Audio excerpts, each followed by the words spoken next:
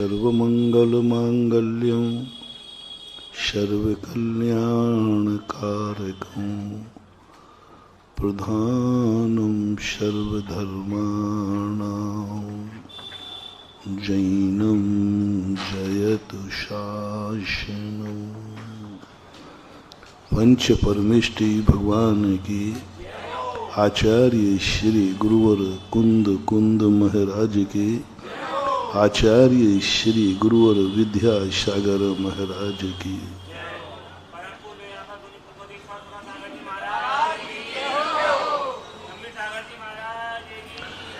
संसार में रह करके व्यक्ति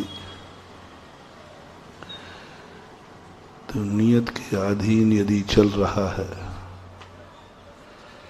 तो बहुत दिक्कत में पड़ने वाला है। 6 द्रव्यों में से एक द्रव्य का नाम इतना अशुभ है, इतना अशुभ है कि उसका नाम सुनते ही रोंगटे खड़े होते हैं,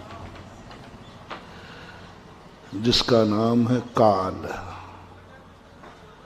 काल आ गया, क्या अर्थ समझे तुम? शुभ के अशुभ सब समझे। काल हमारा काल है, तो काल एक ऐसा शब्द है जो उसके अधीन हो गया उसका काल आएगा, विनाश आएगा, और जिसके अधीन काल हो गया उसका कार्य विकास को प्राप्त होगा। हमें काल के अधीन नहीं करना है, होना है, हमें काल को अधीन करना है। विगत दिनों से हमारी यही प्रवचन श्रृंखला चल रही है। नियत क्या कराएगी, ये शब्द अपने कोष से निकाल दो। जिस समय जो होगा वैसा होगा, ये कोष से निकाल दो। अपने आप जिंदगी कभी विकसित नहीं होती, विनाश होता है। कभी विकसित नहीं होती। अपने आप दीपक कभी नहीं जलता। अनंत काल तक हम दीपक को रखे रहे। जब दीपक का काल आएगा तो जल जाएगा। आज तक कोई दीपक जला नहीं। मिट्टी से घड़ा आज तक अपने आप नहीं बना। अनंत काल से मिट्टी पड़ी है, लेकिन आज तक खदान में से घड़ा नहीं निकला। नियति कुछ नहीं बनाती, नियत कुछ नहीं करती। तुमने जो कर लिया है उस पर अपना ठप्पा लगा देती है। जैसे सिद्ध भगवान पर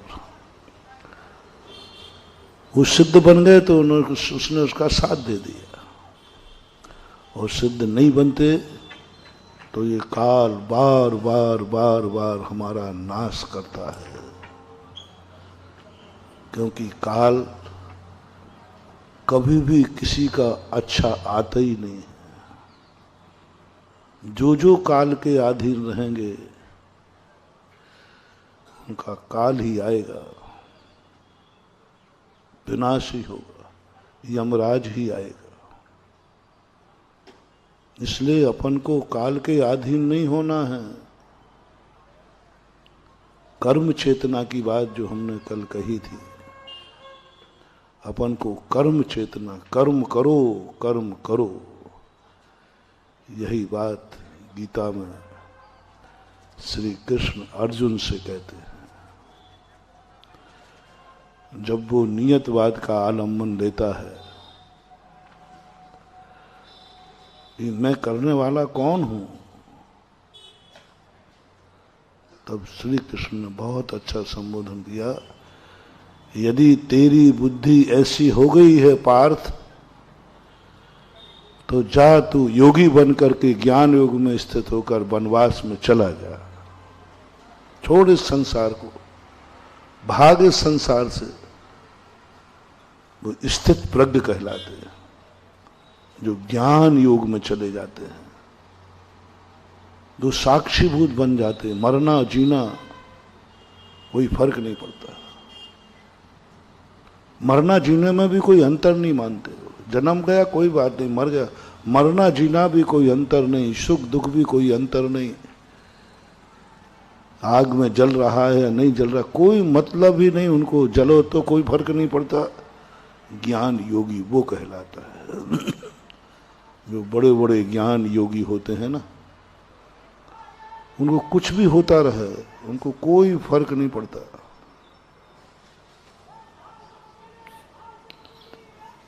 शेर खा भी रहा है तो खा रहा है, सांप शरीर पे चढ़ गया तो चढ़ गया, किसी ने उठाकर उनको आग में पटक दिया तो पटक दिया, कोई फर्क नहीं पड़ता उनको। शरीर के टुकड़े टुकड़े कर दिए कोई फर्क नहीं पड़ता, क्योंकि वो ज्ञान योग में चले गए। और ज्ञान योग में रहने वाला जीव, क्या ज्ञान योग का उपदेश वहां दिया। लोग बड़ी बहादुरी करते हैं, और जब श्री कृष्ण ने उस ज्ञान योग की दशा बताई, अर्जुन पनाह मांगे। अर्जुन का सारा जो परिणाम थी, जो दृढ़ता थी, वो शिथिल पड़ गई। लोग धर्म की चर्चाएं करते हैं, अध्यात्म की। जब अध्यात्म का स्वरूप कैसा होता है वो बता दिया जाए तो तुम अध्यात्म को हाथ जोड़ लोगे। मेरे बस की बात नहीं। अध्यात्म सब चाहते, हर दर्शनकार ने अध्यात्म का आलम्बन लिया और सब अध्यात्मी बनते। पापी भी अध्यात्मी बनना चाहता है, क्योंकि अध्यात्म शांति है। लेकिन जब अध्यात्मी बनने वाले का स्वरूप कहा गया कि तुम्हें चाहे कोई सम्मान करे चाहे अपमान करे, चाहे प्रशंसा करे चाहे निंदा करे, चाहे माला पहनाए चाहे तलवार मारे, दोनों में आपको किंचित मात्र भी भेद नजर नहीं आना चाहिए। पुण्य और पाप को एक कहना अध्यात्म की चरम सीमा है। पुण्य का उदय आया कि आपको किसी ने सम्मानित किया, पाप का उदय आया अपमानित किया, दोनों मालाएं एक साथ पहन सकोगे? अध्यात्म की बात कर रहा हूं। सबको अध्यात्म चाहिए। कई लोग कहते महाराज अध्यात्म सुनाओ कुछ। मैं कहता हूं सुना दूंगा। क्या तुम उसके पात्र हो?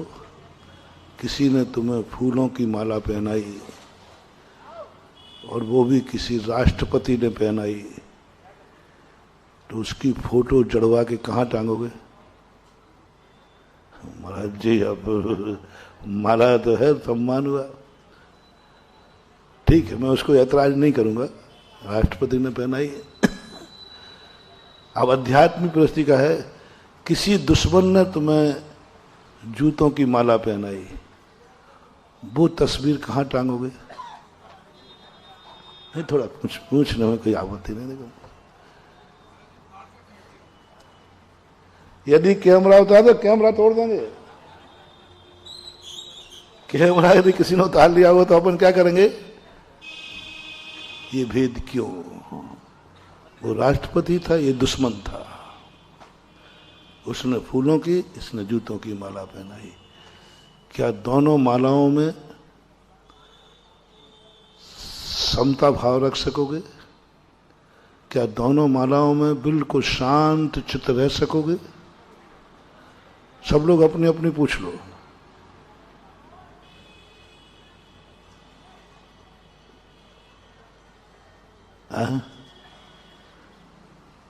बोलो, सीधा बोलो, जो कुछ है सही बोलो। नहीं रह सकोगे। झूठ मत बोलना, झूठ मत बोलना, नहीं रह सकोगे। अंतर आएगा ही आएगा, दोनों में भेद होगा ही होगा। एक में एक आनंद की अनुभूति होगी, एक में थोड़ा सा दुख की अनुभूति होगी। और कुछ कहोगे तो नहीं, ये तो अच्छा था और ये बुरा है। बुरे दिन आने पर भी और अच्छे दिन आने पर भी हमें भेद होता है, आता है भाव। तुम तो छोड़ो महानुभाव, मैं तो साधु हूं, मैं भी इतना अध्यात्मी नहीं हूं अभी। जिस दिन मैं इतना अध्यात्मी बन जाऊंगा ना, तुम्हारे बीच में नहीं होऊंगा, भगवान बन के सिद्धालय में पहुंच जाऊंगा। ये वो दशा यदि मेरी एक अंतर मुहूर्त को हो जाए, केवल ज्ञान हो जाएगा। लेकिन अभी नहीं है, और अभी नहीं है तो हमें काल के अधीन नहीं होना। काल तो अच्छे बुरे दिन दोनों दिखाएगा।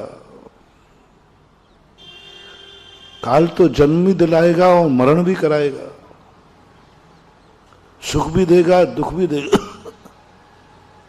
काल की दृष्टि में तो एक नीति है कि कभी सुख कभी दुख, किसी को सुख किसी को दुख, ये सब होते हैं। इसलिए नियतवाद को स्वीकार नहीं करना। जो भाग्य में, जो किस्मत में, जो भगवान ने देखा है, जो भगवान करेगा वही होगा। नहीं नहीं, अपनी गाड़ी भगवान के भरोसे भी मत छोड़ना। भगवान बहुत बहुत बीतरागी है, उसे सुख दुख पता ही नहीं चलते। वो अपने सुख दुख सुनेंगे ही नहीं, क्योंकि उसको पता ही नहीं चलता कि सुख क्या है दुख क्या है। वो तो सब बराबर देखता है, बराबर देखता है सुख और दुख दोनों, कोई अंतर नहीं है उसको। अयोध्या की राजगद्दी दे दो या वनवास दे दो, उसके लिए कोई फर्क नहीं पड़ता। मुस्कुराते हुए गद्दी ले रहा था और मुस्कुराते हुए गद्दी छोड़ दे, कोई फर्क नहीं पड़ता। क्या वन क्या भवन, भवने बनेवा, भवने बनेवा। भवन और वन में भी कोई अंतर नहीं आता। तब अर्जुन कहते हैं, नहीं साहब, इतना तो मैं नहीं हूं, इतना तो मैं नहीं उठा कर सकूंगा। तो फिर अर्जुन कहते, कर्म करो कर्म, या तो सीधा जाकर ज्ञान योगी बनो, जा जंगल में बैठ जा समाधि मार करके। अर्जुन कहते यह नहीं हो सकेगा, तो कर्म करो। जैन दर्शन ने इसे कर्म चेतना कही, और कर्म का अर्थ होता है काल के अधीन हम नहीं होंगे, काल हमारे अधीन हो जाएगा।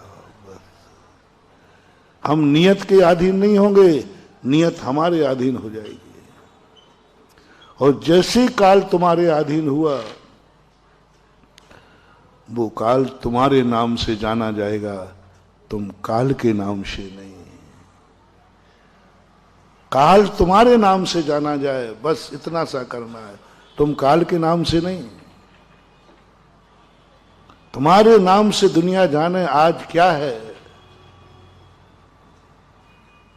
शायद सुदी तेरस नहीं, महावीर जयंती है। अब बोलो, वो एक दिन था, एक काल का दिन था, लेकिन किस नाम से जाना जा रहा है? आज राम नवमी है। अब बोलो, नवमी तिथि थी, एक काल की पर्याय, लेकिन किस नाम से जानी जा रही? काल दब गया, हमारे नाम से जानी जा रही। दीपावली, कार्तिक बदी, अमावस्या भगवान के नाम से हो गई। काल कहता मेरा तो अस्तित्व खत्म, मुझे कोई नहीं जान रहा है। सब कह रहे हैं कि आज महावीर जयंती है, आज रामनवमी है, आज दिवाली है, आज होली है। ये सब टाइटल क्या है? ये नियत नहीं है, ये कर्म ने कर डाला कमाल कि काल को भी अपने अधीन करके, और काल बाद में, राम नवमी पहले आ गई।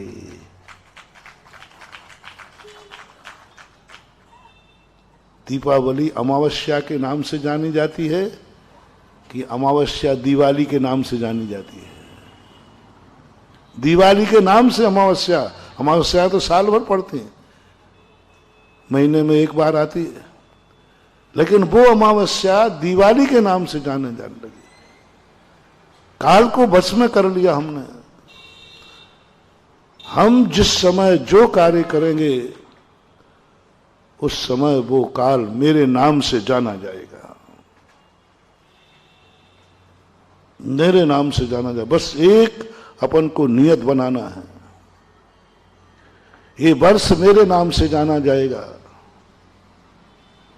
ये 50 साल में युग में नहीं जीता हूं, मेरे नाम से युग जाना जाएगा। ये युग किसका था? महावीर का युग था, राम का युग था, विक्रमादित्य का युग था। उसके नाम से जाना जाए। तुम्हारे नाम से युग जानने लग रहा है कि ये युग किसका है?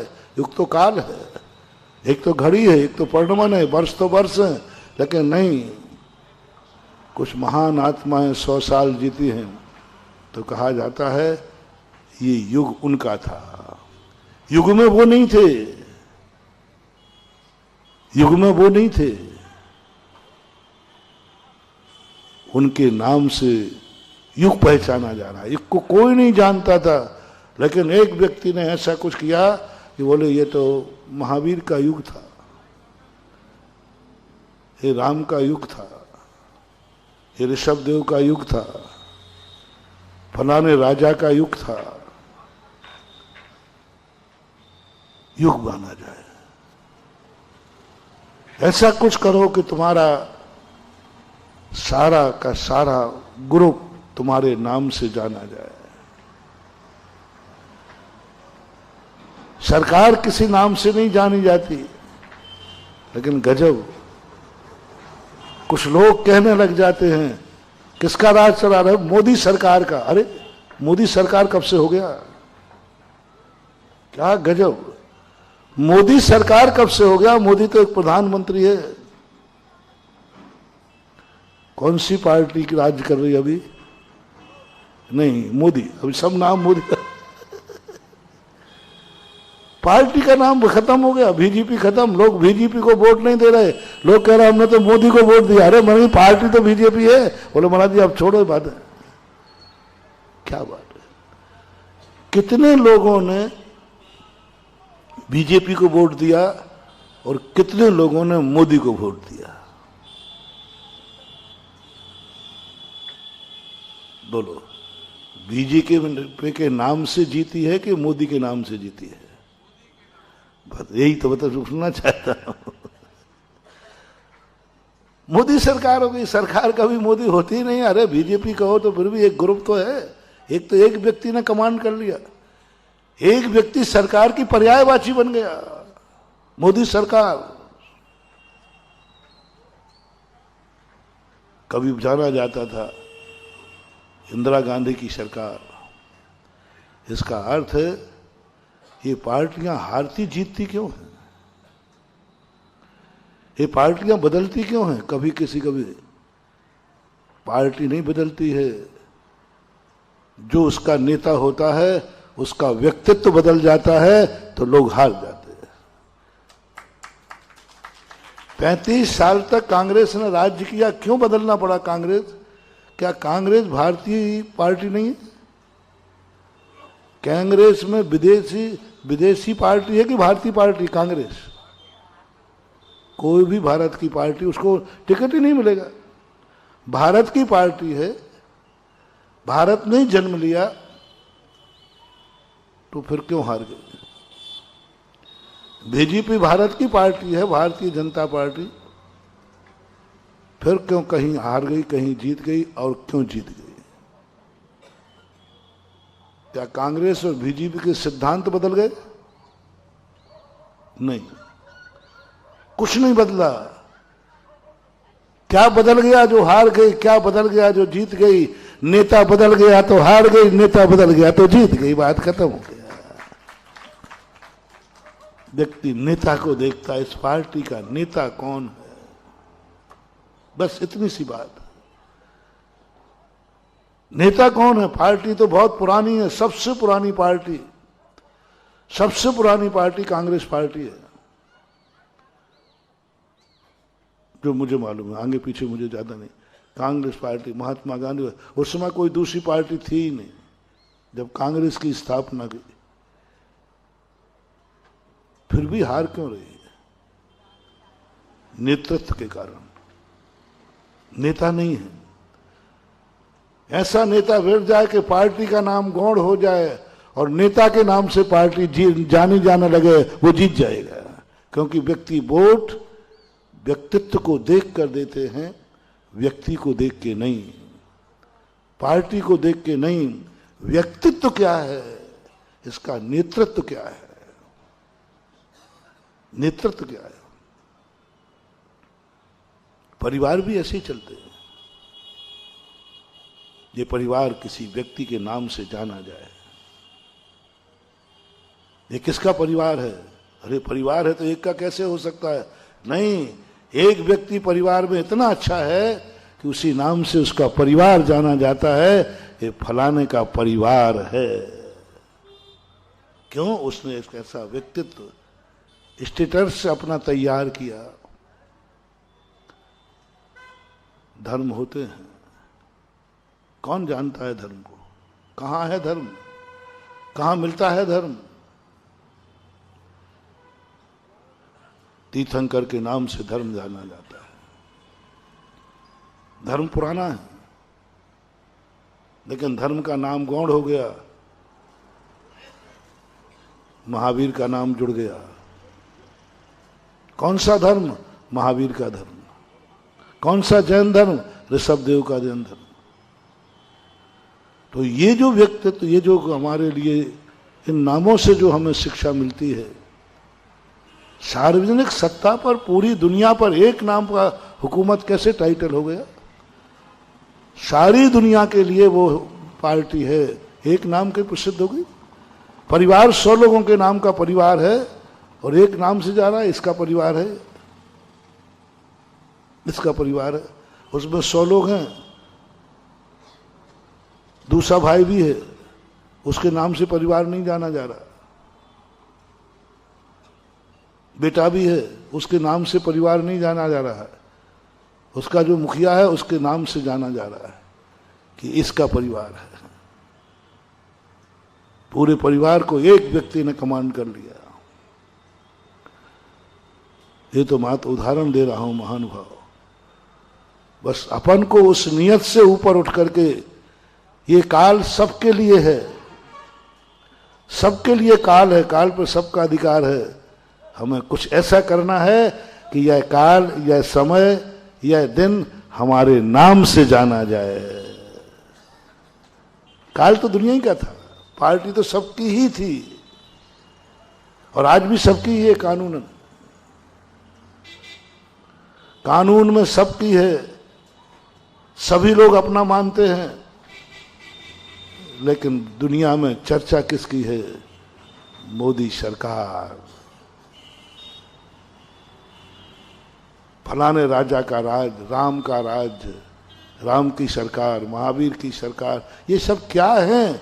एक व्यक्ति को इतना बड़ा समर्पण क्यों? यानी सारी पार्टी एक में विलय हो रही कि एक को सब में विलय होना चाहिए। नीति तो ये कहती है कि एक में सबका विलय होना ठीक नहीं है, एक का सब में विलय हो जाना ठीक है। बोलो, बहुमत एक में समाहित हो जाए या एक को बहुमत के साथ होना चाहिए? आप अलग खड़े हुए तो सबको आपका समर्थन करना चाहिए कि उस एक व्यक्ति को बहुमत का समर्थन करना चाहिए? कायदा से बता, कायदा बताओ पहले तो। एक व्यक्ति का कोई विचार है ना और 100 लोगों के अलग विचार हैं, तो अब उस एक व्यक्ति को 100 में मिल जाना चाहिए मीटिंग में या 100 को अपने विचार में मिलाना चाहिए? बहुत बड़ा प्रश्न है। 100 लोगों का एक विचार था, मात्र एक व्यक्ति का अलग विचार था, और अब फैसला ये करना है कि एक को 100 के साथ मिल जाना चाहिए बहुमत में या 100 लोगों को एक व्यक्ति के विचारों से सहमत हो जाना चाहिए। नीति कहती है एक को 100 में समाहित हो जाना चाहिए, क्योंकि जब 100 लोगों ने प्रस्ताव पास कर दिया तो एक का कोई मूल्य रहा ही नहीं। यदि वो नहीं मिलेगा तो क्या फर्क पड़ता है, बहुमत तो अपने पास है। ये कहलाती है नियति। नियति कहलाती है, ये व्यवस्था है। बंदेद का उपार नाम का ऊंचा, अल्पमत वाले को बहुमत में मिलना पड़ेगा, प्रकृति का नियम है। जो अधिक होगा उसमें जाकर के मिल जाएगा। पूज्यवर उमा स्वामी महाराज ने तत्वार सूत्र में सूत्र दिया, बंदेद का उपार नाम का ऊंचा, जिसकी ज्यादा शक्ति है उसमें जाकर के मिल जाओ। ये नियति है। अब नीति क्या कहती है? नियति है, ये काल है, ये व्यवस्था है, कानून है। अब नीति क्या कहती है? नीति काल और से बंध के नहीं चलती। नीति कहती है रुको। तुमने महाराज से पूछा, महाराज जी क्या करना चाहिए? इस एक व्यक्ति को 100 में मिल जाना चाहिए, 100 का विचार एक है, और या 100 को एक का समर्थन करना चाहिए। तो नीति कहती है रुको, अभी पहले हमें 100 के और एक का विचार सुनने दो, एक के विचार सुनने दो। इसका विचार क्या है? ओहो, इसका विचार तो 100 विचारों से भी ज्यादा श्रेष्ठ है।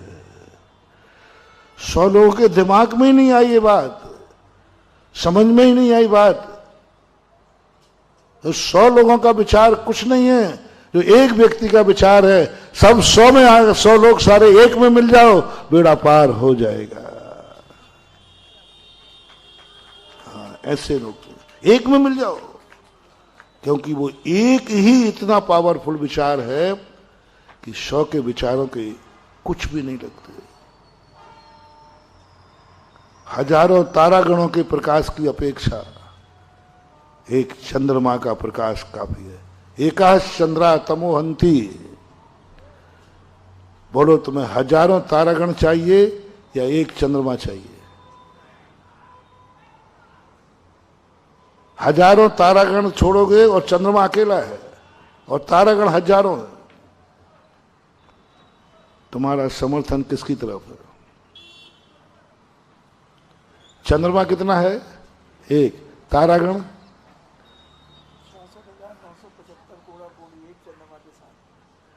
66,975 कोड़ा कोड़ी तारे हैं। तुम्हें देता हूं, तुम्हें देता हूं, और चंद्रमा अकेला मैं लेता हूं।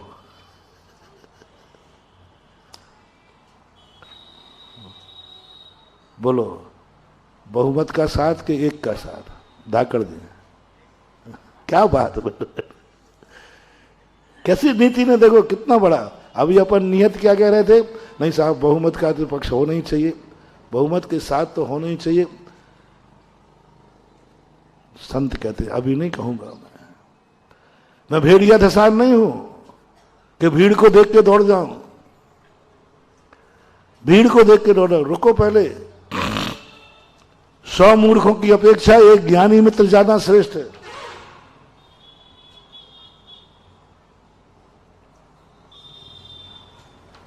किसी ने कहा मेरे पास 100 मित्र हैं, तेरे पास कितने हैं? बोले मेरे पास तो एक ही है। तो क्या कर लेगा? नीति कहती रुकना, घबराना मत। 100 मूर्खों की अपेक्षा एक ज्ञानी श्रेष्ठ है। कौरव ज्यादा थे कि पांडव? दुर्योधन कहते क्या करेंगे 5, अपन 100 हैं। 1 लाख पूत 1.25 लाख नाती, जाके घर में दिया न बाती। क्या करेंगे इन 100 का? उससे अच्छा एक भी काफी है। यदि ज्ञानी पुरुष, अनेक मित्र बनाने की अपेक्षा ज्ञानी एक मित्र बन जाए, अनेक गुरु बनाने की अपेक्षा ज्ञानी एक गुरु मिल जाए, अनेक सहयोगी की अपेक्षा एक सहयोगी मिल जाए, तो बेड़ा पार हो जाएगा। बहुत अच्छा उदाहरण माया में 66,975 कोड़ा कोड़ी तारे तुम्हें देता हूं, जिनको लेना हो ले लो, आगरा वालों ले लो। संख्या बहुत संख्या है, बहुत बड़ी संख्या है। दुर्योधन ने यही तो किया था। क्या गजब के देखो शिक्षाएं लो। एक और श्री कृष्ण अकेले खड़े हो गए निहत्ते, और एक और सशस्त्र सेना खड़ी कर दी, ले लो। और दोनों मांगने पहुंचे थे, दुर्योधन जी और अर्जुन जी दोनों पहुंचे। कृष्ण जी ने कहा ले लो क्या चाहिए। और अक्षौणी सेना, 11 अक्षौणी सेना की तरफ दुर्योधन देखे, ओ इतनी सेना मिल गई तो अपन तो। और दूसरी तरफ कौन खड़े थे? मात ओनली वन पीस, कोई शस्त्र नहीं, निहत्ते कृष्ण जी। और तुम्हें युद्ध पे जाना है, युद्ध पे जाना है। बोलो तुम दोनों में से क्या लोगे?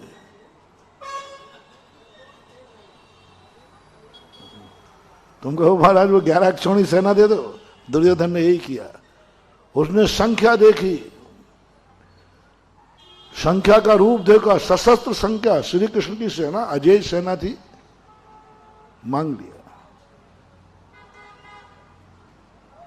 अब श्री कृष्ण अर्जुन की तरफ देखते, अब तेरे लिए तो कुछ बचा ही नहीं। बोले नहीं, आप मुझे पहले भी मौका देते। पहले उन्होंने दुर्योधन को मौका दिया।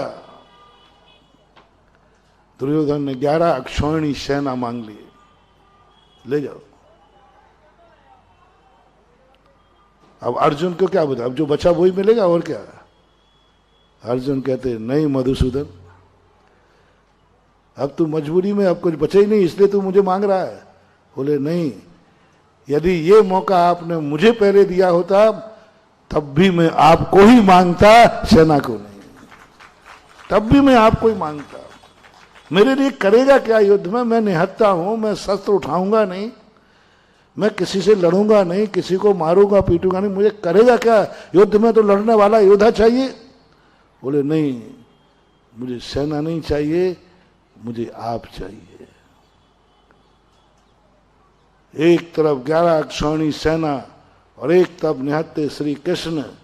बोलो विजय किसकी हुई? नियति तो कहती है 11 अक्षौहिणी सेना ले लो, और नीति कहती है संख्या पे मत जाओ। करोड़ों तारे तुम्हारे लिए देते हैं, क्योंकि ये कोड़ा कोड़ी सागर 66,975 कोड़ा कोड़ी तारे क्या काम के। आकाश में सबसे ज्यादा तारे दिखते हैं किस दिन? अमावस्या के दिन सबसे ज्यादा तारे दिखते हैं। और अंधेरा सबसे ज्यादा किस दिन रहता है?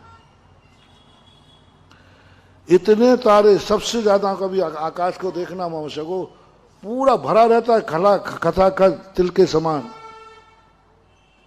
इतने तारे मिलकर के भी अंधेरा नहीं हटा पाए, इतने तारे मिलकर के भी प्रकाश नहीं कर पाए। और चंद्रमा ओनली वन पीस है, निकलते ही सारी पृथ्वी का अंधकार दूर हो जाता है। ये नीति है, ये नीति है। हमें एकाश चंद्रा तमोहंती, हजारों तारागण की अपेक्षा एक चंद्रमा काफी है। सैकड़ों बेटों की अपेक्षा ज्ञानी बेटा एक काफी है। सैकड़ों मूर्ख मित्रों की अपेक्षा एक मित्र काफी है। सैकड़ों मूर्ख शिष्यों की अपेक्षा एक शिष्य काफी है। सब जगह लगा लेना, बस शर्त है उसके नाम से। मत जाओ तुम इस काल की तरफ। तुम तो एक ही बात ठान लो, आज मैं वह कुछ करूंगा जो मेरे नाम से ये काल जाना जाएगा। एक की तरफ मिलना है, ध्यान रखना, ये देख लेना तुम भय से तो नहीं मिल रहे हो, सामने वाला गुंडा है, यदि हम उसमें नहीं मिले तो 100 को निपटा देगा, क्योंकि बंदूक लिए बैठा है। तुम सीधे से मेरे में मिलते हो कि नहीं? कहीं गुंडा तो नहीं है? नहीं, गुंडा नहीं है। यदि वो ये कह रहा हो कि तुम मेरे में मिल जाओ, तो समझ लेना ये गुंडा है, हिटलर है। तुम मेरे में मिलते हो सो, नहीं तो मैं सबको उड़ा दूंगा। ये आतंकवादी है, ये हिटलर है, गुंडा है, जो सबसे कह रहा है सब लोग मेरे में मिल जाओ, मैंने जो विचार किया है सब लोग मेरी हाँ में हाँ मिलाओ। समझ लेना ये गुंडा है। मोटिवेशन। और जब उसने अपना विचार रखा और 100 लोगों के मन में भाव आया, नहीं मेरे विचार से इसका श्रेष्ठ है, हम 100 लोग उनके विचारों में मिलते हैं, ये श्रद्धा हो गई। भगवान हमें झुकाता है कि हम झुकते हैं? बोलो, हम झुकते हैं, वो झुकाता। और गुंडा, हम झुकते नहीं है, वो झुकाता है। अराजक तत्व तो हमारे लिए डर दिखा करके समर्पण कराते हैं। एक बंदूकधारी आतंकवादी आ जाए, कह दे सब लोग हाथ जोड़ो, हम जोड़ देंगे, नीचे आंख करो, हम कर लेंगे। लेकिन जब, क्योंकि वो शक्तिमान है, उसके पास शक्ति है, गुंडे के पास भी शक्ति है, और महान आत्मा के पास भी शक्ति है। वो कुछ भी नहीं बोलता, वो तो अपने आप में लीन है, और सारी दुनिया के अपने आप हाथ उठ जाते हैं, नमस्कार हो जाता है। इसका नाम है महान आत्मा, भगवान कहो, गुरु कहो। महावीर चाहते तो सारी दुनिया को अपने चरणों में झुका सकते थे, झुका सकते थे। इतनी शक्तियां थी इनके पास।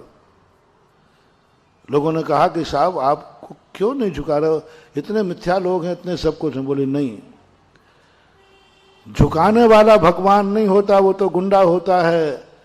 ये स्वतः जब झुके तब मैं भगवान कहलाऊंगा, ये भक्त कहलाएंगे। अपने आप झुको, श्रद्धा से अभिभूत हो जाओ।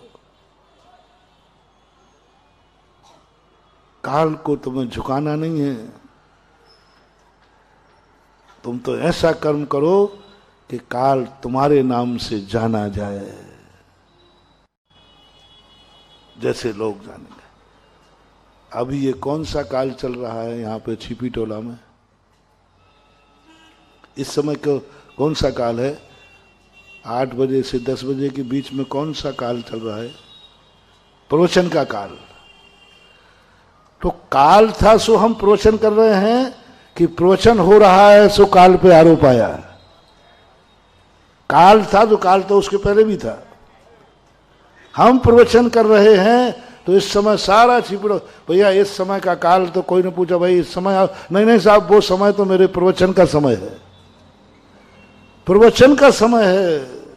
लो, काल पे हमारे प्रवचन का टाइटल होगा, ये समय प्रवचन का समय है। इस समय वो मंदिर में मिलेगा, ये मंदिर का समय है। काल मंदिर नहीं भेजता, काल हमारे पीछे मंदिर में आता है, आएगा। हम काल के पीछे ना घूमे, काल मेरे पीछे घूमेगा। काल कभी मंदिर नहीं भेजेगा, काल कभी अच्छे कार्य कराएगा ही नहीं। काल तो सदा बुरा कराते हैं। इसलिए काल शब्द बहुत खतरनाक है। काल शब्द ही अशुभ में आता है। काल आ गया, काल बहुत अशुभ शब्द है। इसलिए काल को कभी आगे मत आने देना। तुम आगे बढ़ो, काल तुम्हारे पीछे चलेगा, और तुम जो जो करते जाओगे वो लिखता जाएगा काल। ये अभिषेक का काल, ये इनके पूजन का काल, ये इनके भोजन का काल, इनके सोने का काल, इतने महाराज के प्रवचन सुनने का काल, ये सामायिक का काल, ये सब काल पे अपना हुकूमत जमाओ। जो काल पे अपना नाम स्थापित कर देगा वह काल को जीत लेगा और अमर बन जाएगा। महाराज बुरे कर्म करें तो उसको अच्छा काल नहीं बोलते, उसको कहते कली काल, उसको बोलते काला काल, काला दिवस। उसमें निकृष्ट उपाधि लगेगी। पापी जब कोई काल को अपने काल के विपरीत कार्य करेगा तो उसकी निकृष्ट उपाधि लगेगी, और सज्जन अच्छे कार्य करेगा तो अच्छी उपाधि लगेगी। काल को जीतो, काल को, और काल तुम्हारे नाम से जाना जाए। तुम घर जियो, जितने दिन जियो तुम्हारे नाम से जाना जाए। तुम चलो वो रास्ता तुम्हारे नाम से जाना जाए। ओहो, रास्ता किसी का होता नहीं है, लेकिन कुछ महापुरुष उस रास्ते से निकल जाते हैं तो कहते हैं ये महावीर का रास्ता है। अरे भाई, रास्ता उनका कहां से हो गया? रास्ता तो सार्वजनिक होता है, रास्ता तो सर्वजन सबका होता है। नहीं, ये महावीर का रास्ता है। सज्जन एन गतः सपंथः। सज्जन पुरुष जिस रास्ते से निकल जाते हैं वो रास्ता उन्हीं के नाम से प्रसिद्ध हो जाता है। एन गतः सज्जना, सज्जन जिस रास्ते से जाए सही पंथ वही है। रास्ता देख करके मत चलना, मैंने एक बार कहा था। रास्ता है इसलिए मत चलना। पहले पूछो मेरे पहले कौन चला है। रास्ता है इसलिए मत चलना। रास्ता तो पापी लोग चलेंगे तो भी बन जाएगा। यदि 100 पापी एक साथ किसी से निकल जाएं मिट्टी में से तो रास्ता बन जाएगा कि नहीं? बन जाएगा। 100 साधु निकल जाएं तो बन जाएगा। रास्ता है इसलिए अपन को नहीं चलना। नियति कहती है रास्ता है चलो, सड़क है चलो। नीति कहती नहीं, पहले पूछो रास्ता तो है, इसके पहले इस रास्ते पर कौन चला है? कौन चला है पहले ये बताओ, डाकू या साधु? साधु चला है, बस दौड़ जाओ। अब मत पूछो रास्ता कैसा है, क्योंकि इसके पहले इस रास्ते पर महान पुरुष चल चुका है। कौन चला है? कोई भी तुम कार्य करना है करो, जो जो करने योग्य है वो सभी कार्य करना चाहिए, सो बात नहीं। और जो जो कार्य हैं वे सब करने योग्य करो। कार्य करने के लिए ही होते, जो जो किए जा सकते हैं वो सब करो। जो जो किए जाते हैं सब करो। जो जो पिया जाता है वो सब पियो। जो जो देखा जा सकता है सब देखो। जो जो सुना जाता है सब सुनो। जहां जहां चला जा सकता है वहां चलो। ये नियति है। जो देखा जाता है, जो देखने में आ रहा है सब देखो, सब देखो।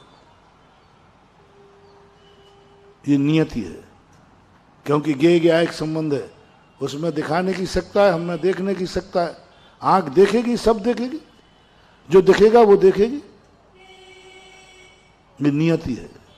ये प्रकृति सत्य है, लेकिन नीति कहती है जो जो दिख रहा है वह सब देखने योग्य हो, ये कोई नियम नहीं है। सब कुछ देखने योग्य नहीं है। दुनिया में कितनी चीजें हैं आंखें देख सकती है, लेकिन नहीं, यह देखने योग्य नहीं है। जो देखने योग्य है उसको नहीं देखना, उसमें से कुछ नहीं देखना, इसी का नाम तो साधुता है। और क्या है? बताओ भैया, एक ब्लू पिक्चर है, एक गंदा चित्र लगा हुआ है, वो देखने में आता है कि नहीं? कि गंदे चित्र दिखते ही नहीं है। ब्लू पिक्चर तुम लोग देखते होगे, देखने में आती है कि नहीं? कि धुंधली धुंधली होती है? पिक्चर देखने में आती है कि नहीं, ये बताओ पहले तो। आप लोग बोलो ना, दिखती है कि नहीं? दिखती है कि नहीं? बोलते नहीं हो। दिखती है कि नहीं? तो फिर दिखती है, हमारा दिखती है पिक्चर तो दिखती है। आंखों से दिखती है कि कुछ और किसी से? बोल, जल्दी बोलते जाओ। आंखों। तो मेरे पास आंखें हैं कि नहीं? तो फिर मैं देखना शुरू करूं? अरे ये क्या हो, क्या बात है? पिक्चर है, आंखों से देखने में आती है, और साधु के पास भी आंखें हैं, लेकिन साधु ने मना क्यों कर दिया? शायद साधु की आंखों में पिक्चर देखने में नहीं आती होंगी, उनका लेंस बदल गया होगा। ये साधु का लेंस, साधु बनते ही लेंस बदल जाता है। ये साधु, अब तुझे पिक्चर नहीं दिखेगी, दिखेगी ही नहीं, ऐसा नया लेंस लग गया। क्या संभव है? नहीं। जब देखने में आ रही है, आंख भी देख सकती है, फिर क्यों नहीं देख रहा हूं? क्यों नहीं देख रहे तुम्हारे महाराज? पोस्टर लगा है गंदा, देखने में आ रहा है, आंख भी है, तो साधु ने अपनी आंख क्यों झुका ली? क्यों कहा भाई मैं पिक्चर नहीं देखूं? तो महाराज आपको पिक्चर आंखों में देखने में नहीं आता, जांच करा दूं आंखों की, चश्मा लगा दूं? नहीं भैया, मैं नहीं देखूंगा। कौन बोल रहा है? आंख के साधुता? आंख बोल रही है या साधुता बोल रही है? बस इसी का नाम साधना है, इसी का नाम। जो जो देखने लायक है वो सब देखना, ये नीति नहीं है। जो जो सुनने लायक है वो सब सुनना चाहिए, तो गंदी बातें भी सुनो नहीं। अरे जो जो बोलने में आए सब बोलो, गालियां आए तो बोलो, क्योंकि गला भी ठीक है और बोल भी सकते हैं। साधु सज्जन कहता है नहीं, जो जो बोलने लायक है सभी बोलना है, ऐसा कोई नियम नहीं। बुरा मत देखो, बुरा मत सुनो और बुरा मत बोलो, ये नीति है, नियति नहीं। नियति तो कहती है सब बोलो, सब देखो, सब खाओ, सब पियो, लेकिन नीति कहती है नहीं, जो जो खाने योग्य है सब खाना चाहिए। नहीं, मैं यह नहीं खाऊंगा, मैं ये शब्द नहीं बोलूंगा। तो बोलने लायक तो है, वो सामने वाला बोल रहा है नहीं, मैं साधु हूं, मैं गाली नहीं दूंगा, मैं अशुभ शब्द नहीं बोलूंगा। इसी का नाम तो साधना, और है क्या? इसलिए नियत को अपन बदल दें, नियत के रास्ते बदल दें और संकल्प करें, हे काल, मैं तेरे अनुसार नहीं चलूंगा, तू मेरे अनुसार चलेगा।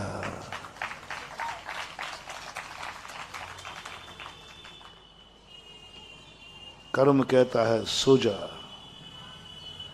आज तक कोई कर्म नहीं है तुम्हें जगाता हो। 5 निद्राएं सुलाती हैं, सो जा। कर्म सुलाता है, धर्म जगाता है। तुम्हारी माँ जब सुनाती है, वो कर्म से मिली है तुम्हें माँ, तो वो सुलाती है। जब भी माँ गोदी में उठाएगी, बेटे को सुलाने के लिए उठाती है 90%। और सो रहा हो तो माता को बड़ी शांति, सो रहा है, चुप चुप चुप चुप, चुप बेटा सो रहा है। बेटा सोता हुआ देखकर माँ को बड़ी खुशी होती है, और जाग जाए तो सुनाती है, सो जा बारे वीर, वीर की बालैया ले गए जमुना के तीर, तू तो सो जा बारे। और इतनी और कहेंगे, मेरी निंदिया तो लग जाए मैं जागूं, तू तो सो जा, मेरी निंदिया तो लग जाए। ओह, अब हमारी माँ देखो, हमारी माँ सोते हुए देख करके दुखी होती है। ओहो, ये सो रहा है, ये सो रहा है। जिनवाणी माँ, शास्त्र की बात कर रहा हूं, जो सो रहा है, जाग मोहन प्यारे जाग, जो जागत है सो पावत है, जो सोवत है सो खोवत है। रात में भी जी निद्रा, पुजवर कुंद कुंद स्वामी ने जिनवाणी में कहा, जी निद्रा, जितना ज्यादा तू जाग सके जाग, ये तो सोने का समय है, सारी जनता सो रही है। बोले नहीं, सबको सोने दे, तू जाग। ओ अर्ध निशा का सन्नाटा, वन में बनचारी चरते हो, तब शांत निराकुल मानुष तुम, तत्वों का चिंतन। सारी जनता घर्राटे लेके सो रही है, उस समय साधु जाग रहा है, तत्वों का चिंतन कर रहा है। और जिनवाणी माँ बेटे को जागते देखती खुश होती है, अरे मेरा बेटा जाग रहा है, बहुत अच्छा है। संसारी माँ में और हमारी जिनवाणी माँ में इतना ही अंतर है। वो तुम्हें सुलाती है और ये जगाती है। जैसे तुम्हें ठंड पड़ेगी, तुमने माँ से कहा, माँ बहुत ठंड पड़ना इस बार, बोले चिंता मत कर, मैंने स्वेटर बुन लिया है। चिंता मत कर, मैंने पहले से रजाइयां तैयार कर दी। यही होता है ना, ठंड लगे, नहीं चिंता मत कर, मैंने बहुत अच्छी व्यवस्था कर ली है। हम अपनी मम्मी की बात बताऊं, हमारी जिनवाणी माँ कहती है, माँ इस बार बहुत ठंड पड़ना है। अच्छा, बहुत ठंड पड़ना है, तो ऐसा कर, नदी किनारे रात बिताना है। अब तुझे कुछ ओढ़ना नहीं है, बिना ओढ़े रहना है, क्योंकि इस बार ठंड ज्यादा पड़ना है। और गर्मी पड़े, तुम्हारी मगर कोई बात नहीं, गर्मी पड़ने दे, मैंने कूलर हिला, ठंडाई फंडाई सब व्यवस्था कर ली है। और हमारी माँ कहती है, क्या कह रहा है, हाँ इस बार बहुत गर्मी पड़ना है। ठीक है, दिन के 12 बजे किसी पहाड़ की खुली शिला पर बैठना है, वो सुन ले। शीत ऋतु नदिया के किनारे, ग्रीष्म ऋतु पर्वत के ऊपर। दोनों माताओं में कौन सी माता अच्छी है? जल्दी बोल दो, बोर हो ही जाए, है ना। बहुत अंतर महानुभाव। तुम्हें वही माँ अच्छी लगेगी और मुझे ये माँ अच्छी लगती है जो ठंड पड़ने पर कहती है, खुले में बिल्कुल कोई बिना ओढ़ना मत, बल्कि खुले में छत पे और बैठ जा रात के 12 बजे। तो जिनवाणी माँ इतनी खुश होगी, ओहो मेरे बेटे ने रात छत पे निकाल दी, ओहो धन्य हो गई मैं माँ। हमारी माँ नाचेगी और तुम्हारी माँ रोएगी। यदि कोई छत पे पकड़ के खड़ा कर दे तो तुम्हारी माँ रोएगी। कर्म हमेशा सुलाता है, धर्म हमेशा जगाता है। कर्म की माँ सुलाती है, धर्म की माँ जगाती है। इसलिए कर्म के भरोसे नहीं, ना तुम जागते हो ना, नियत जगाएगी नहीं। नियत तो कहती सोता रहे। और तुम्हें ललकारना है, हे कर्म तू मुझे सुला नहीं सकेगा। ब्रह्म मुहूर्त में मैं नहीं सोता हूं। भरत चक्रवर्ती कभी नहीं बोले, ब्रह्म मुहूर्त में तू मुझे नहीं सुला सकता, मैं जागूंगा, मैं उस समय ध्यान करूंगा प्रातः काल का। आर्य पुत्रों को नियति और ये कर्म दुष्टों के काम आते हैं, तुम्हारे नहीं। सज्जन पुरुष जो होता है, आर्य पुत्र जो होते हैं, उनको सुला नहीं सकता कर्म। वो कहता मैं जागूंगा, सूर्य उदय होने वाला है। बहुत अच्छा मैंने कहीं पढ़ा था, कि हनुमान जी जब लंका जाने लगे तो रामचंद्र जी से पूछते हैं कि प्रभु ये बताओ, हम आकाश मार्ग से उड़ के जा रहे हैं, आकाश मार्ग, तो हमें बार बार नगरों में उतरना पड़ेगा तो टाइम वेस्टेज होगा, लंका की कोई निशानी बताओ जो हम ऊपर से ही देख ले कि लंका ये है। तो क्या गजब का निशाना दिया, सावधान।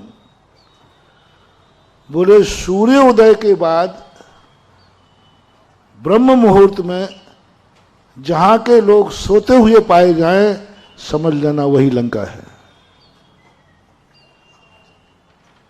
क्योंकि आर्यपुत्र कभी सूर्य उदय के समय सोता ही नहीं। ब्रह्म मुहूर्त से हो जाता हमारा सूर्य उदय। भारत के किसी भी कोने में सूर्य का उदय हो जाए वो ब्रह्म मुहूर्त कहलाता है। तुम्हारे यहां भली नहीं हुआ, यहां 7 बजे उजला हो रहा है तो शिखर जी में तो ब्रह्म मुहूर्त माना जाएगा। आर्यावर्त में कहीं भी सूर्य का उदय हो गया, पूरा आर्यावर्त, इसलिए उसको ब्रह्म मुहूर्त कह देते। यहां नहीं हुआ, कहीं तो हो चुका है। कभी आर्यपुत्र कभी सोता नहीं, कभी सोया नहीं, कभी उसको सूर्य सोता हुआ देख ही नहीं पाया, क्योंकि सूर्य उदय के पहले उठता था और सूर्य अस्त होने के बाद सोता था। उसने सोचा, यही सोचा है कभी सोता भी है कि नहीं। हनुमान जी चले गए बेचारे, और पूरी भारतवर्ष पार करने के बाद लंका में सब सो रहे थे। बस एक घर में एक व्यक्ति जाग रहा था, विभीषण। तो बोले ये सब आर्यपुत्र का घर होगा, वो ही उतर गए। आगे की सब कथा बाद में। यदि आज हनुमान जी उसी टारगेट को लेकर के निकल पड़े कि चलो देखें लंका के क्या हाल चाल है, और लंका की निशानी क्या है, सूर्य उदय के बाद जो सोवे वही लंका है, तो आगरा का क्या होगा।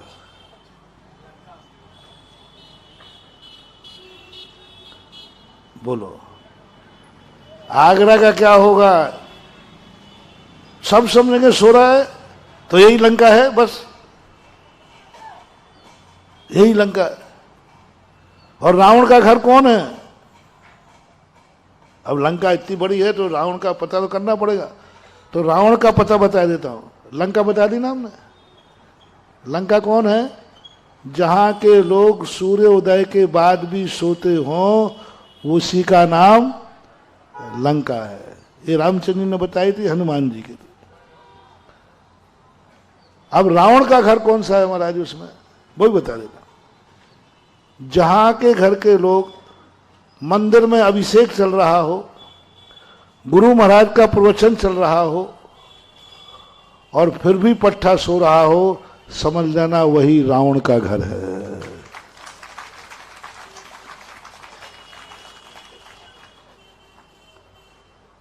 रिपीट करो।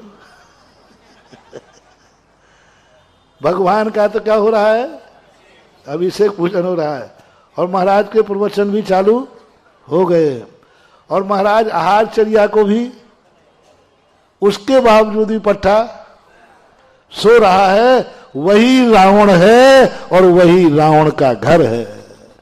और परिवार के लोग और सो रहे हैं तो पूरा ही घर रावण के ही घर मानो। बोलो कितने रावण निकलेंगे।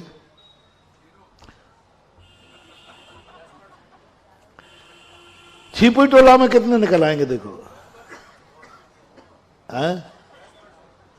हमें 100-500 निकल आएंगे, 100-200 तो निकल ही आएंगे। क्या पहचान थी हमारी। सूर्य हमें नहीं जगाता था, हम उगते हुए सूर्य को देखते थे। सूर्य नहीं जगाएगा हमें, हम जाग करके सूर्य को देखते थे। और अब ये इसलिए एक बार ऐसा तुम लोग कहते हो ना, वर्धमान को वर्तमान की आवश्यकता है, तो मैंने कहा कि रामचंद्र जी आप जल्दी आओ, आवश्यकता है। रामचंद्र जी ने मना कर दिया, मैं नहीं आऊँगा। उनके प्रभु आ जाओ। देखो बहुत रावण बहुत ज़्यादा ओबरा पाठ कर रहे हैं बहुत। तो रामचंद्र जी का मैं नहीं आऊँगा। मैंने क्यों? बोले क्यों? मैंने कहा क्या बात है, इतनी नाराजगी क्या है? सबकी तरफ से मैं क्षमा मांग लेता हूँ। राक्षसों का नाश करने के लिए आप अवतार लेते हैं, तो अब आओ। अब तो एक राक्षस था, अब तो बहुत राक्षस है, इनका नाश करने के लिए आओ। हनुमान जी आओ इस लंका को जलाने के लिए। रामचंद्र जी कहते मैं तो नहीं आऊंगा। मैंने क्यों? बोले एक रावण को ही हमें पसीना आ गया था, एक रावण को ही बस में करने में हमें लक्ष्मण को बेचारे को बेहोश करना पड़ा, विदेही का अपहरण हुआ। सबको मालूम है क्या, जब एक रावण को इतना बस करने में, आज तो ओहो घर घर लंका, घर घर रावण, इतने राम कहाँ से लाऊं? घर घर कंसा, घर घर मथुरा, इतने श्याम कहाँ से लाऊं? एक कंस के लिए एक श्याम न पड़ लेता, अब तो घर घर कंसा, घर घर मथुरा, इतने श्याम। आजकल घर घर रावण। आगे आप बोलो ना, बोलो ना, अच्छा लगेगा। घर घर रावण, घर घर लंका, इतने राम कहाँ से लाओ? रामचंद्र ने कहा कि भैया मैं नहीं आने वाला हूं, क्योंकि इतने रावण है, ये सब तरफ से घेर लिया तो फिर मैं क्या करूंगा? और रावण तो वैसे ही माया भी होता है। पहचान मिटा दी हमने, पहचान मिटा दी हमने। हम भूल गए कि हम आर्य पुत्रों का कार्य क्या है। पर हनुमान जी तो आ जाए, ऐसा बताते हैं कि रामचंद्र जी वैष्णव दर्शन में, कि रामचंद्र जी जब अंत समय आ गया, सब विसर्जन हो गया, काम हो गया रावण, तो हनुमान जी से कहते हैं हनुमान जी तुम यहीं रहना अभी कलयुग तक। सारी जनता चली गई उन्हीं के साथ, हनुमान भी, रामचंद्र जी, लक्ष्मण भी, सब जितना पूरा ग्रुप आया था वो रामायण में दिखाते हैं, और रामायण में वर्णन भी यही है। पूरे सब पूरे अयोध्यावासी वो तो ग्रुप आया था, चले गए, अकेले हनुमान को छोड़ गए। हनुमान जी तुम रहो, कुछ साधु सज्जन लोग भी यहाँ रहेंगे उनकी रक्षा करने के लिए। तो बताते हैं हनुमान अभी भी घूम रहे हैं। अब हनुमान तो हनुमान है। और उन्होंने कहा कि अब एक आध बार और लंका को जलाना है, और वो आकाश मार्ग से लंका को जलाने निकल पड़े। तो बताओ रे भैया आगरा का क्या होगा?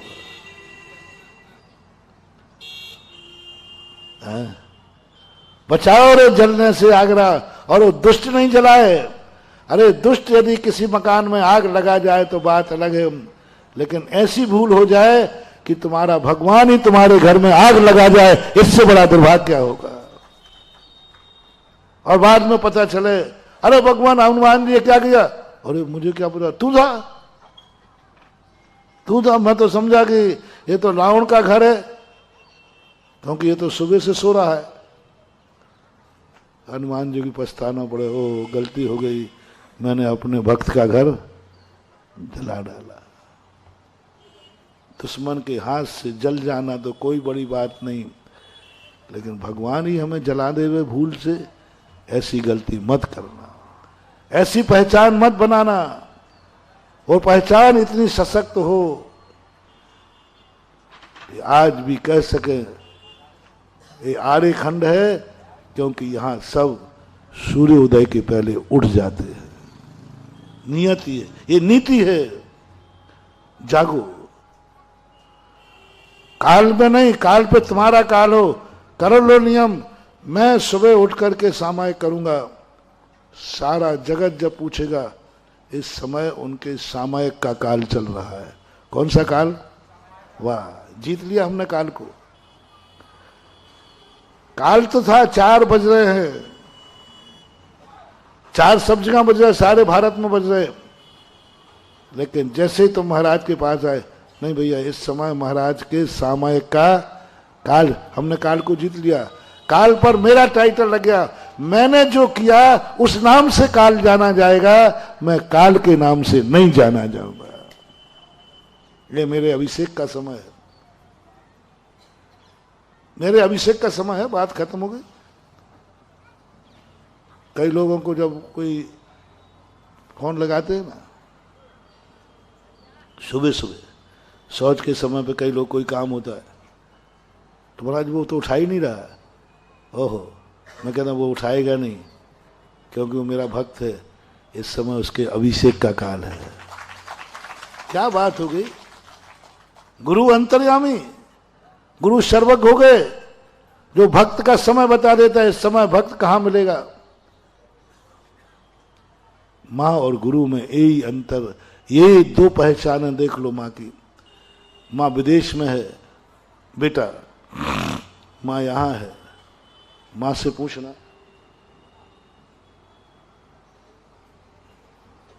इस समय तुम्हारा बेटा क्या कर रहा होगा, इस समय तुम्हारा बेटा क्या खा रहा होगा।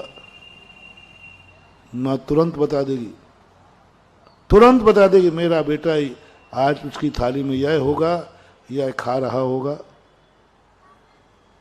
तुमने कैसे जान लिया, तुम्हें कोई अवधि ज्ञान है क्या। वो कहेगी मैं माँ हूं। तो माँ हो तो कैसे जाना। अभी मैंने फोन लगा के पूछा उससे, तो जो तूने कहा था वही थाली में खा रहा था। बोलो सच कैसे निकल गया। दावा करती है आप तो जाके पूछ लीजिए, मेरा बेटा थाली में यह होगा, उसकी थाली में इतने आइटम होंगे, उसकी थाली में। मैंने यहीं से बोल दिया। सच्चा बेटा और सच्चे मां के संबंध होंगे, वही निकलेगा जो उसने कहा है। बोले क्यों, वही निकले, कुछ भी फर्क नहीं पड़ने वाला। क्यों। मां कहती है मुझे मालूम है मेरे बेटे की पसंद क्या है, यदि वो नई चीज खाएगा तो मेरे बिना पूछे खा ही नहीं सकता। क्या बात है उसको, मेरे बिना पूछे वो कुछ नया खाएगा ही नहीं। और क्या खाता है वो तो मुझे मालूम है। बता दे, मालूम गुरु कौन है तुम्हारे। ये तो माँ का उदाहरण दिया। गुरु कौन है तुम्हारे। जो गुरु अपने शिष्य की, इस समय मेरा शिष्य क्या कर रहा होगा, वो गुरु आंख बंद के करके बता दें, कहीं कहीं भी बैठे हो। इस समय तुम्हारा शिष्य कहाँ है। बोले क्या कर रहा होगा, तुरंत बता देंगे। सामायिक कर रहा होगा, प्रतिक्रमण कर रहा होगा, प्रवचन दे रहा होगा, वही निकलेगा। आप फोन करके पूछ लेना, क्योंकि गुरु को मालूम है वो मेरी आज्ञा से आगे कुछ कर ही नहीं सकता। वही क्या शब्द कह दिया गुरु ने। तुमने फोन लगाया उसको, वो मिला नहीं, पता नहीं वो उठा ही नहीं रहा, 3 बार लगा दिया। मैंने कहा व्यर्थ लगाना, इस समय उसका अभिषेक का समय है, वो मंदिर में होगा। बेड़ा पार हो गया महानुभाव। गुरु महाराज कह रहे हैं इस समय वो मंदिर में होगा, अभिषेक का समय है उसका। गुरु महाराज हैं, सत्य बोलते हैं। बोलो क्या गुरु महाराज का यह वाक्य सत्य निकलेगा तुम्हारे गुरु का। क्या यह सत्य निकलेगा गुरु। यदि गुरु ने ऐसा बोल दिया तो क्या गुरु महाराज की वाणी सत्य होगी या तुम्हारे कारण झूठ होगी। तुम कहां मिलोगे, तुम कहां मिलोगे। मैंने कहा महाराज जी तो ऐसे बोल रहे हैं जैसे कितनी दूर है। नहीं मिलेगा भाई, वो इस समय मंदिर में होगा, अभिषेक का समय है उसका। लोगों ने थोड़ी देर बाद लगाया। बोले भाई मैं इतने समय पे आपको फोन लगा रहा था, आपने उठाया नहीं। बोले साहब मैं मंदिर में था, अभिषेक कर रहा था। अरे तो गुरु को तुमने पहले बता दिया। बोले गुरु महाराज ने कहा बस धन्य हो जाओ बेटा, तुम्हारी दैनंदिनी और गुरु ने बोल दी वही निकली।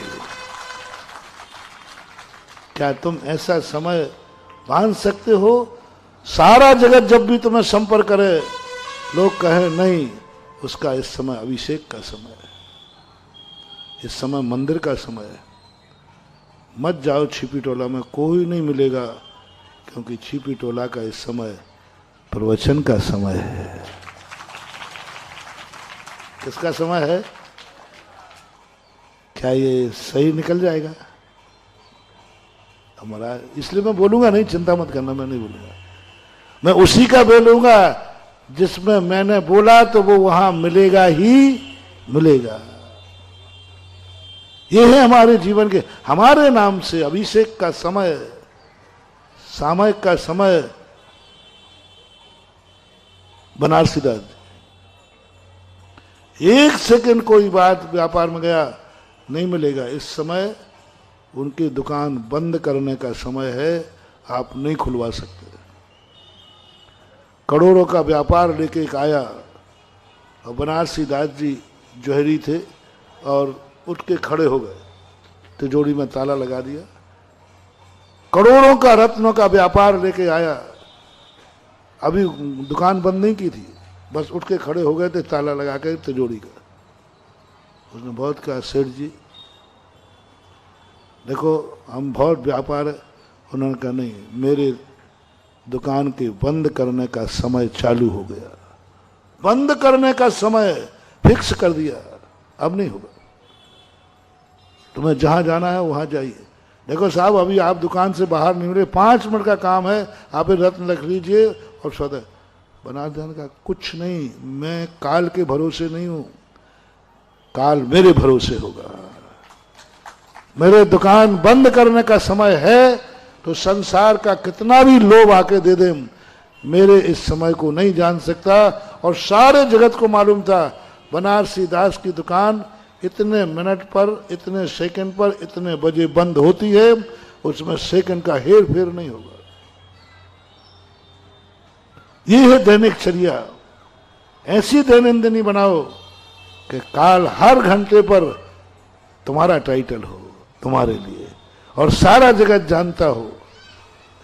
ऐसी परिणति यदि आप लोग करते हैं, करेंगे, तो बहुत कुछ महान भाव, फिर काल तुमसे कांपेगा, काल तुमसे डरेगा, काल कहेगा नहीं ये तो मेरा बाप है, इसने तो मुझे बस में कर लिया है, मेरे 24 घंटे पर मेरा अधिकार नहीं है, 24 घंटे इसके नाम से हो गए मेरे। तो सारी दुनिया मुझे कहती ही नहीं 12 बज रहे हैं, वो तो कहते इस समय उसके सामयिक का काल है। फिर बोलेंगे क्योंकि 12 बज रहे हैं। इस समय सामयिक का काल है, क्योंकि इस समय प्रवचन का समय है, क्योंकि प्रवचन, इस समय अभिषेक का समय है, क्योंकि अभिषेक हो रहा है।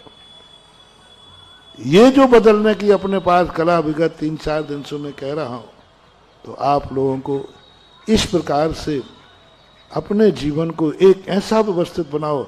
हमारे हाथ में है हमारा जीवन, हमारी जिंदगी। बहुत कुछ आप लोगों को इतने दिन से छिपी टोला को सबसे ज्यादा समय मिला, लेकिन अब देखो, अब ज्यादा मत करना, ज्यादा मत करना, क्योंकि दूसरे लोग इंतजार कर रहे हैं। अब परोपकार करो, दूसरे लोग इंतजार कर रहे हैं। एक ही नहीं कुएं में पड़ा है, आगे और पता नहीं कितने कुएं में पड़े हैं, बहुत कुछ है। तो अब थोड़ा सा परिवर्तन होगा। अभी आगरा नहीं छूट रहा है, अभी तो इतिहास बदलना है। आगरा का ये 2023 जाना जाए। बोले किसका काल जाए? लोकोदय की स्थापना का काल चल रहा है। और लोकोदय में जो 24 तीर्थंकरों का समूषण लगना है, वह समूषण का तो एक अलौकिक रूप 19-20 तो हो गए, कल बताया था ना। क्या रूप होगा समूषण में? तुम्हारे परिवार के 4 लोग बैठेंगे, वो समूषण 8 दिन तक तुम्हारे परिवार का लगेगा। रिश्तेदारों को बुलाओ तो किनको बुलाओ। और पता चला है, भैया ने कहा नहीं 24 से भी ज्यादा हो जाए तो चलेगा, 48 भी चलेंगे। बहुत बड़ी बात है महानुभाव।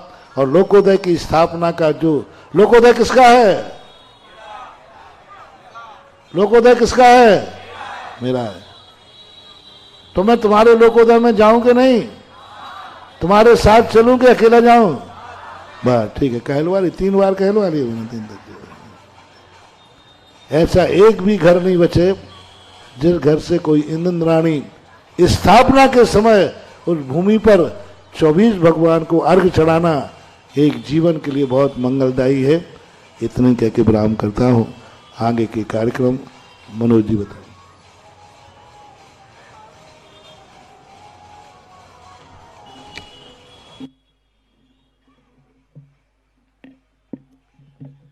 और जिस प्रकार से हमने यहां देखा है, छिपी टोला नया इतिहास लिखने के लिए सहयोगी बन रहा है।